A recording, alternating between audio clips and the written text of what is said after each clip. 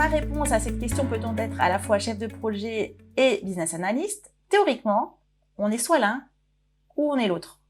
Pour résumer, le chef de projet, il est responsable de la définition du cahier des charges, puis du suivi de l'avancement et de la bonne exécution d'un projet informatique en termes de délai, de budget et de qualité de la solution technique livrée. Donc, sachant que la bonne exécution, ça passe par un rôle de coordinateur de tous les différents intervenants du projet, clients, fournisseurs, équipe de dev, et également un rôle de manager de l'équipe de dev. Donc ça, c'est le rôle de chef de projet. Et le rôle de business analyst en système d'information, eh bien, il est responsable de la valeur apportée par le logiciel, le système d'information, à la chaîne de processus de l'organisation cliente, à la chaîne de valeur de l'organisation cliente. Je vais vous expliquer un tout petit peu plus ce que ça signifie.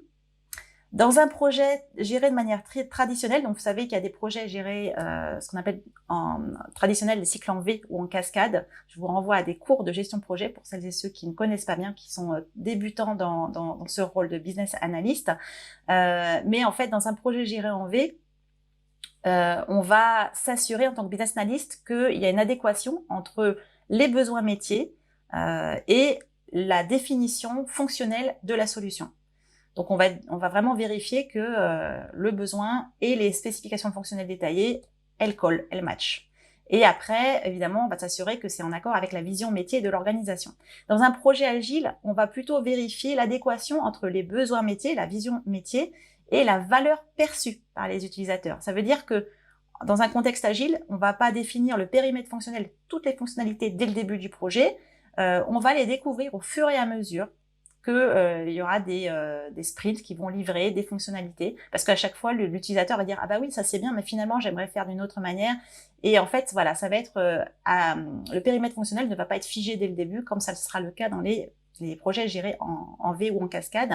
Donc on parle plutôt dans ce cas-là d'adéquation entre besoins métiers et valeurs perçues de l'utilisateur. Si l'utilisateur est content, même si c'était initialement pas du tout les fonctionnalités prévues, mais si ça répond à son besoin, eh ben tout va bien. Alors que dans un projet géré en V, il faut vraiment avoir cette adéquation entre les fonctionnalités qu'on a prévues à l'avance, parfois 2 ans à l'avance, voire plus, et le projet. Voilà. Donc c'est une petite subtilité, mais c'est important de la connaître.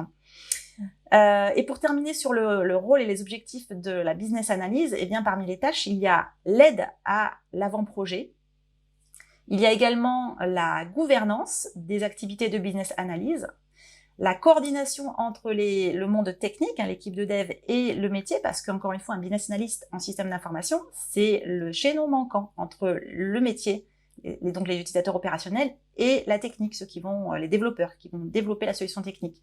C'est vraiment la passerelle entre ces deux mondes. Donc c'est aussi son rôle de coordonner les besoins de ces deux mondes.